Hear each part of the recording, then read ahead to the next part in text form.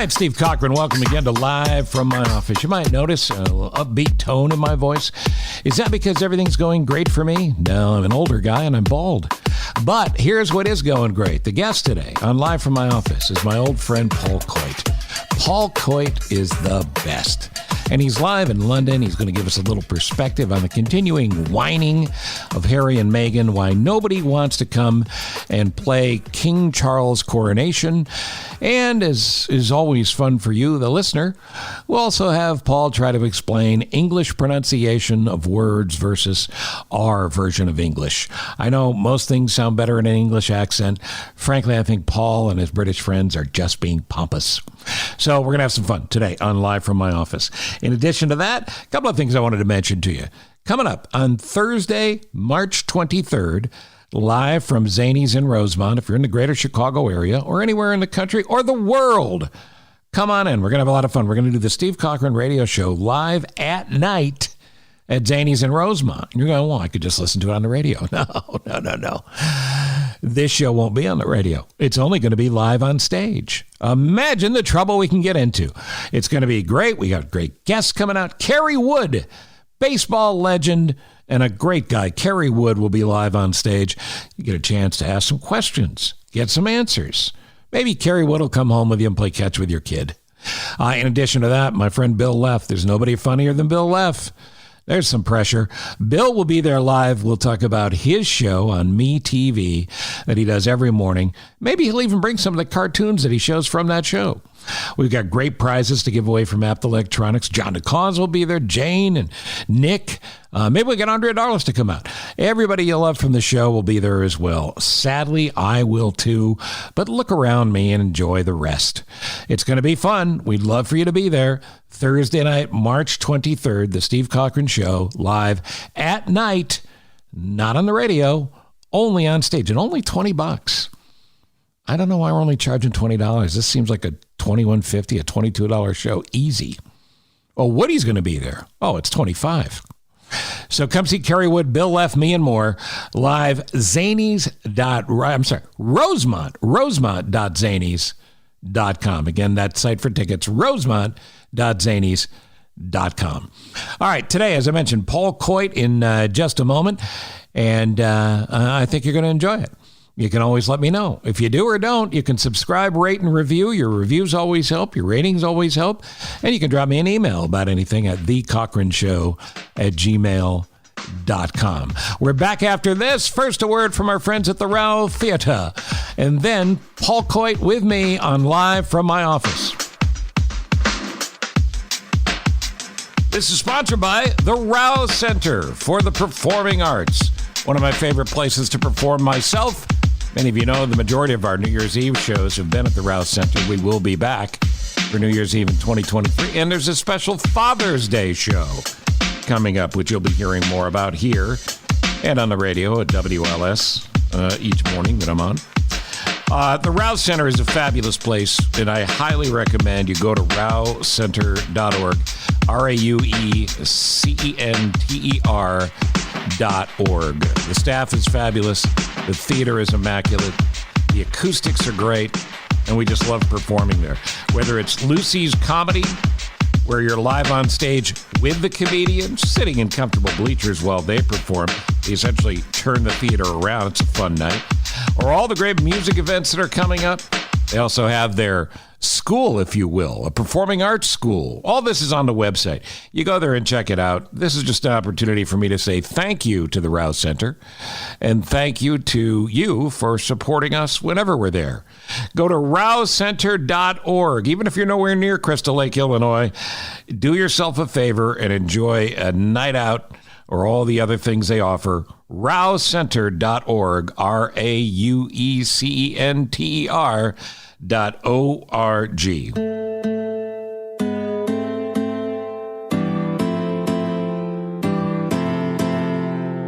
Paul Coyte today, he's on the show to say whatever's on his mind, both critical or kind. Paul Coyte is from way across the pond, where Big Ben bells will ring and fish and chips are king. Capital Goldenberg Virgin Radio, the Sony Award and TalkSport Breakfast host. Bobby Moore Club and Wembley House MC. A trained auctioneer, just pay appearance fee. He learned a lot about the States with his family. A trip to visit and prove their expertise. Like when you order a cheeseburger plain, here say with or without cheese. Oi! And Paul Coyte today will speak his British way. Not upper class refined, he'll speak his bloody mind. All right, joining me live now, live from my office, it's my friend Paul Coyte, live in London. Good morning, sir. Morning, how are you, Steve? I shouldn't say morning. I mean, people can listen to this anytime they want, so let's just cover that. Good morning, good afternoon, good evening, good night. Good night to you. And it's good night from me, and it's good night from him. Have you noticed how it sounds like we're actually sitting next to each other? This is a beautiful thing. It's a little piece of technology called Clean Feed, and it sounds like you're in my lap. Well, that's how I feel right now. Yeah, it's incredible. And that's how we met. But that's a longer story for another day. It is a much longer story. Is that bar still open, or have they closed that now? It was actually a spa and hot bath situation. It then became a car park, didn't it? Like everything else did. Yeah, it's a shame, too, because your friend and my son, Ross, is listening to this and thinking I'm going to need more therapy.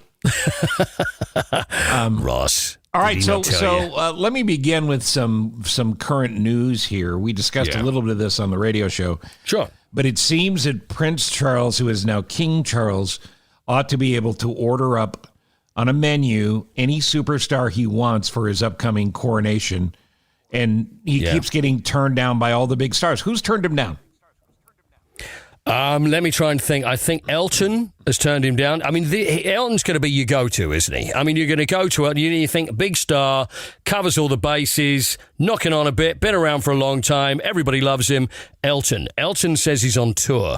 You'd think that if you're on tour and it's a once-in-a-lifetime, which, let's face it, well, may not be once-in-a-lifetime as far as King Charles is concerned because he's knocking on a bit as well, that maybe you would try and reschedule the farewell tour, which, of course, he's had about 5 of those anyway, and make it. But he says, no, he can't make it, so he's not going to do it. Spice Girls are not going to get back together for the cause. The Spice Girls. I know. I mean, who's drawing out this list? I mean, does Prince Charles know who these are?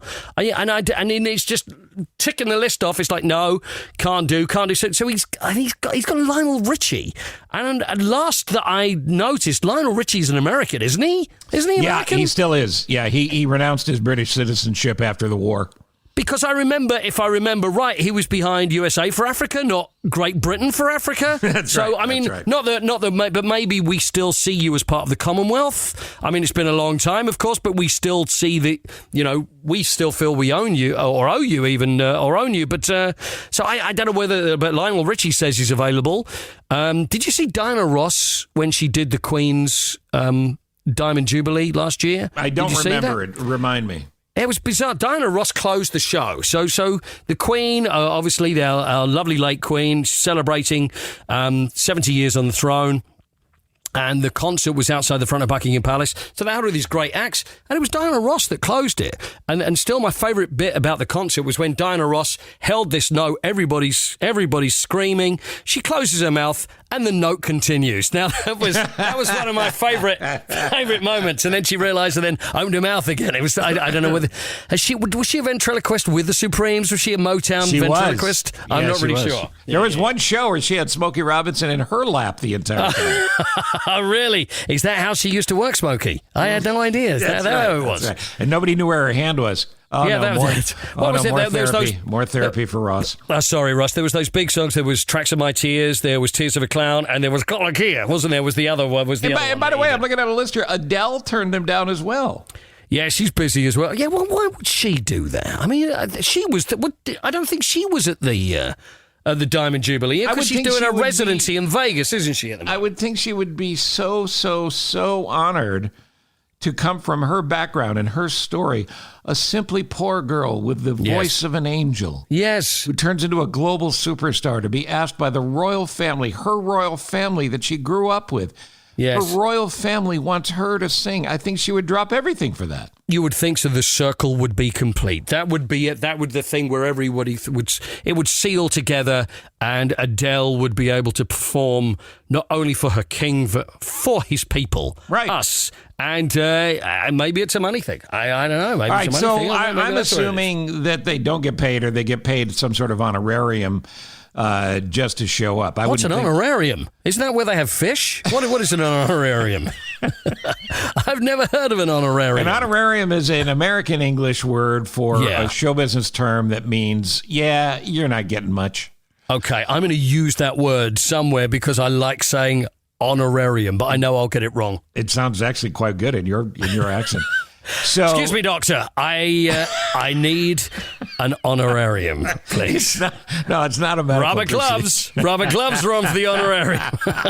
It's not technically a medical procedure. Okay, fine. Okay. I won't so we don't know why everyone's turning down the king. Apparently, Kylie Minogue will be there.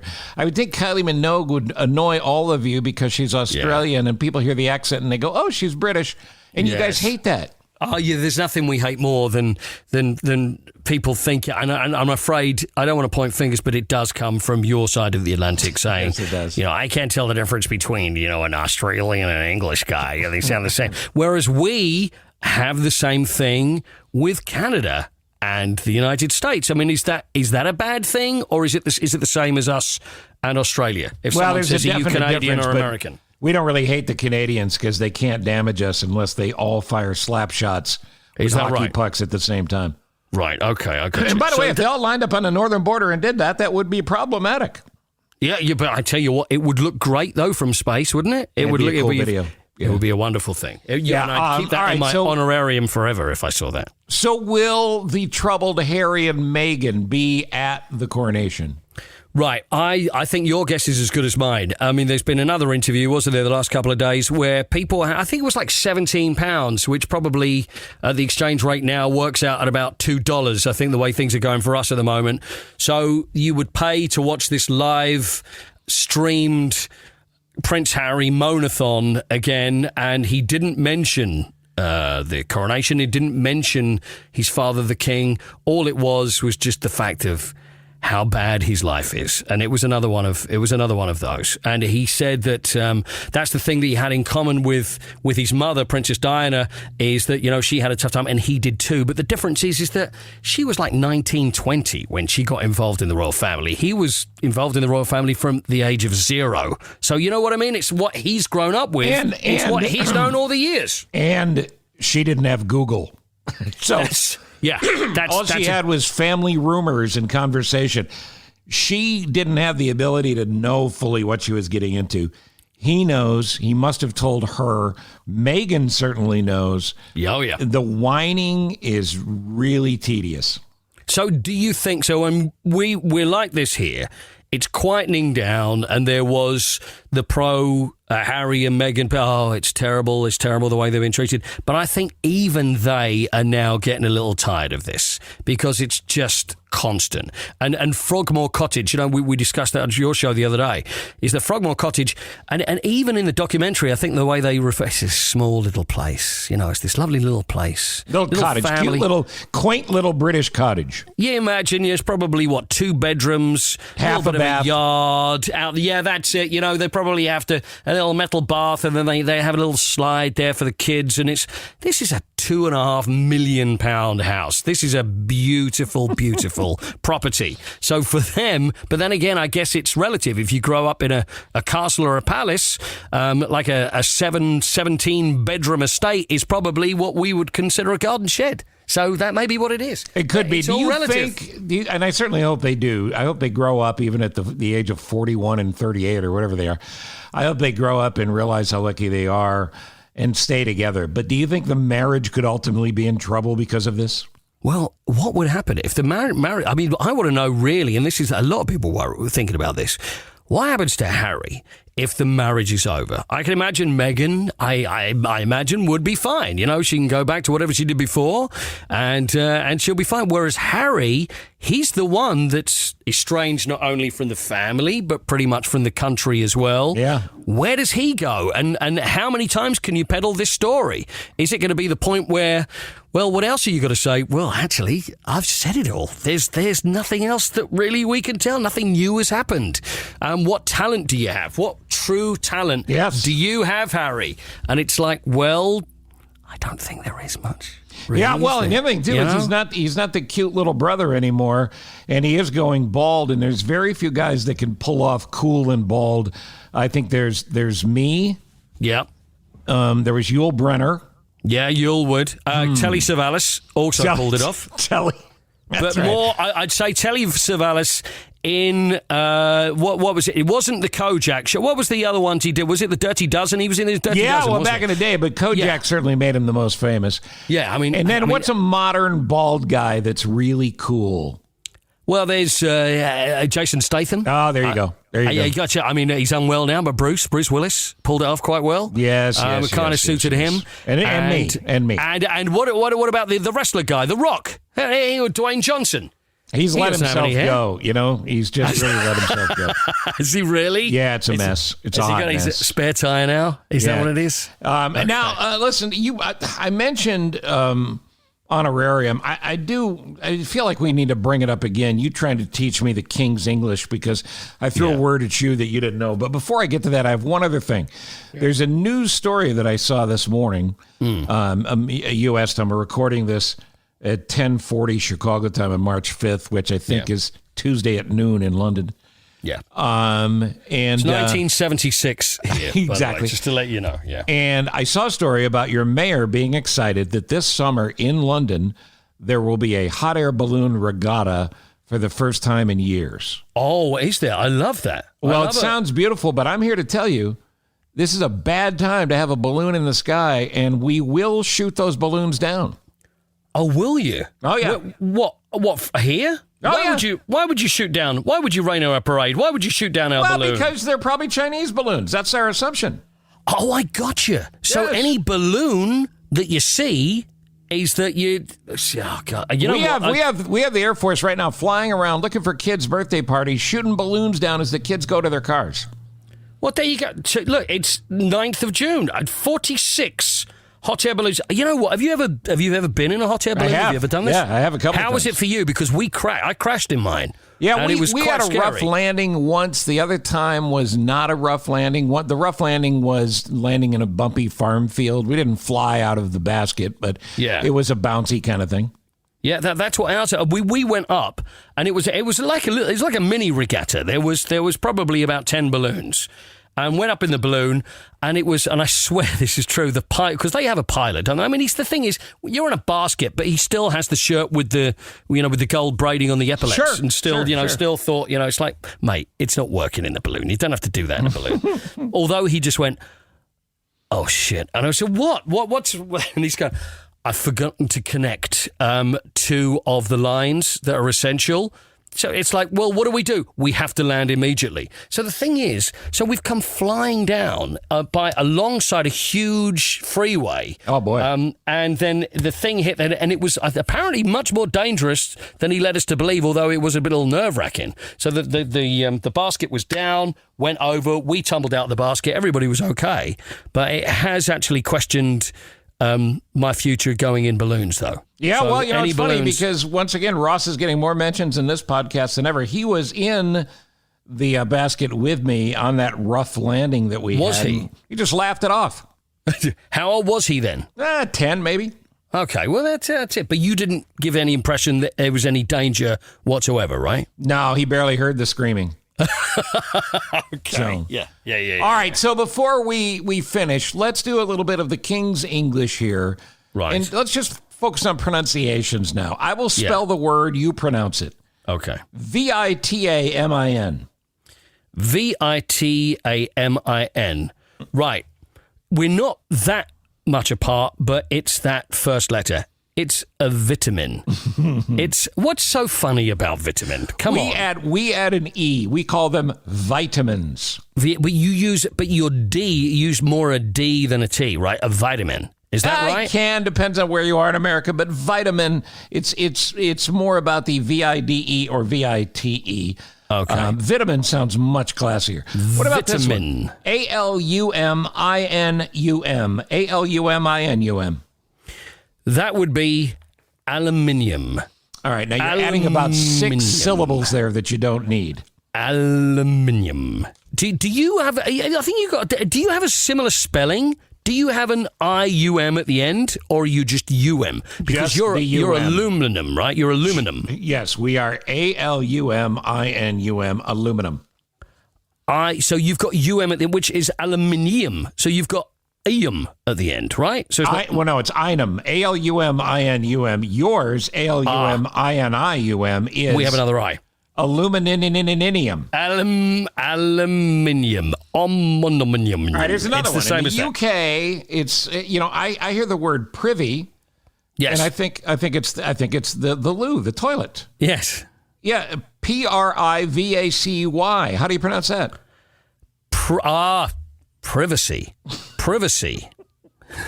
So if something is I need privacy, but we would say private, but we would need privacy to be private. Yes, privacy is not privacy, and privacy is what we say. Here's another one, and this sounds as obnoxiously upper crust as I believe you've ever sounded. Okay. SCHEDULE. It's about what you're going to do today, tomorrow. What is your SCHEDULE? Well, Steve, let me have a look at my schedule, and I'll see what I can do. Let me have a little look at my schedule, and I'll see what I can fit you in. You should be ashamed of yourself. We know it's schedule. It's not schedule. See, the thing is, what I'm very upset about is that it's people from your country that are infecting this country with your language, and there are kids that are saying schedule, and I'm running into schedule. You know what? I'm gonna offer one to you, and this is one that drives me crazy, drives me bananas over here, and this is the letter A, B, C, D, E, F, G. What's next? H. Correct. Do you have people that say H over there? No, not that I'm familiar with. Well, because over here, I would say 50%, and it's got more and more and more, say it's the letter H. Which it's not, it's H. H. And they say, well, it begins. Who would even start that? Some kid trying to get a viral video going on TikTok? It's been going for years. There's been the odd H. And the thing is, if you go, oh yeah, it's H, you'll be laughed at. Yeah, people will laugh in your face. And then it's spread. And now there's more people. And you know what? There's continuity answers on TV. You got politicians. You have people that will say, yes, so H. What do you mean? H. And so I've had the argument. They say, well, of course it's H because it begins with a H. I said, well, that's nonsense. It doesn't make any difference. That's got nothing to do with it. The letter is H. And because I so enjoy when you do an American accent. Yeah. If I were thirsty and wanted to have a glass of H2O, what would the Brit say, and how would you do it in an American accent? So what do you want me to do? Do the Brit first. Okay. I would like a H2O, please. Actually, they're not usually very posh. It's like, I'll have a H2O. But give me the actual H2O. Name of the beverage. Water. That's water, right? A glass of water. And how would you say it? Water. How would you say it in London? In London, it'd be water. Glass of water. It almost sounds like you're having a seizure or a medical complication. It's a glass of water. Well, I'd say water. It's a glass of water. But it gets watered down quite literally. So, it's a water. So, what? Water. And it's like, what? And there was a guy, listen, there's a guy that I used to go to college with, and I still tell the kids about this. And there was a pub. And he said, I'll meet you down the pub. And I said, well, which pub? And he said, the Arrow. And I said, what? The Arrow? And he said, and I'm thinking, how would you spell Arrow? And he's going, I'll meet the Arrow. And it's A-R, and I swear, and without sounding like a snob, I was looking for this pub called the Arrow. And then I'm thinking, maybe it's the Arrow. The Harrow. And do you know what it was? It was the Harrow. Harrow. I'll meet you at the Harrow. And that's how it was pronounced. And I never found the pub. It was the Harrow. I said, As far as we know, that guy's still there, but he deserves to drink alone. Yeah, I think so, yeah. All right, and finally with Frogmore, we started talking about this a little bit. There's some very, to our way of thinking, funny names of British places, and I found a few that may or may not be true. I will name the place. You tell me if you know of its existence or if I'm making it up. Of course. The place is Bitchfield. Bitchfield, I've never been to. I'd like to go to Bitchfield. In fact, I think I've spent a lot of time in Bitchfield, but I don't know of Bitchfield. Are you serious? I've never come across Bitchfield before. It says it's a small Lincolnshire village that forms a parish with Lower Bitchfield. It's Lower Bitchfield. Okay. Yes. Right. Not heard of it. Maybe put it on your family vacation list. That's where I'm going. I could go there this afternoon, off to Bitchfield. Yeah, how about Scratch Our Swear? Our Swear. Scratch Our Swear. Now, listen, how do you spell that? Because often over here, the pronunciations are completely different from the way they're spelled. So how are you spelling Scratch Our Swear? SCRATCH. SCRATCH. ARSE. Yeah. WARE. Okay, that's Scratch Our Swear, isn't it? There's no question about that. You can only... Because you'd get that and someone would go, oh, yeah, I live in Ascrawa. And you go, what's Ascrawa? Well, I live in Ascrawa. And it's, Scratch Our Swear. It's like people call bucket. They like to call themselves bouquet. It's the similar sort of thing. This is supposedly in the Limestone Hills near something called Purbeck, Dorset. I don't know what that is. Dorset is down on the south coast. That doesn't surprise me. Okay, let's see what else I have for you. How about this one? Scratch Our Swear. Nether wallop, which you never want to have your nether walloped. Nether wallop sounds like it would very much be an English village. It is. It's a Hampshire countryside small village. Yeah, sounds like it. Nether wallop. You absolutely know your areas, but I don't know that you've heard of this one, which I frankly find quite disturbing. It's called, and if you're offended by this, I apologize, but the River Piddle and the Piddle Valley. Oh, you're just making that up, aren't you? Are you That's serious? An actual place, Piddle, the River Piddle and the Pillow Valley. It's part of Piddlehinton. Oh, come on. You're making fun of me now. No, I'm really not. Dorset is home to many odd place names, sounding places like the villages surrounding the River Piddle. That's lovely. I hope they're not getting water from there. I still like. I think there's the Austrian village of Vank, which is WANK, which always is fun for us to visit. Yeah, always fun. And any Brit that would go there would have their photograph taken next to the sign. There's two more. One is Shitterton. We don't really want to go any farther than that. No, really? Yes. Is that a real one? Yeah, that's a real one. And a famous village in the East Riding of Yorkshire. Yeah. Famous for its name. It's Wetwang. You know what? I'm going on a British tour. I feel as if I've let you down, that I've heard of very little, hardly any of those places. People say that Wetwang was simply the wet field opposing the nearby dry field that became Driftfield, but locals refer to it as Wetwang. Wetwang. And we're out of time to bring you the village of Fingering Hoe, set on a small bend in the river. These are all real names of places in your country. You know what? It's when I speak to you, it makes me feel very proud, and I appreciate you making me feel great. That Paul Coyte. Listen, Paul Coyte, he's on TalkSport every night, 11 p.m. in Chicago, 5 a.m. in London. And I'm not sure if they podcast that. I wish they would, so we could hear it during a decent hour of the day. Because people at 5 a.m., in London should be getting ready for my own 5:30 to 9 show later. That's true. The show is so short. The podcast would be longer than the actual show. So that's the way I look at it. Because I work for Wetwangs. GBTV, where you do the most entertaining sports on television, here or there. Yeah. What time can we see you on GBTV? That's now moved to 8:20 a.m., so 2:20 in the morning, which I know is prime time over there, isn't it? But video podcast, it's a great app for GBTV. I have it on my phone. And video podcasts of it are great. You can even forward to 8:15 if you don't want to stick around for all the news from there. And you'll be able to see our friend Paul. Great work as always. Oh, and of course the Spurs. Oh, yes, of course. The troubling Spurs, the best part of the Spurs, you on the pitch to start the game and at the half. We wish the Spurs well and that they start playing to their abilities. Let's hope so. Let's hope so. Let's hope their wet wangs turn dry. Huh? Let's hope that. And on that, I say thank you for appearing on Live from my office.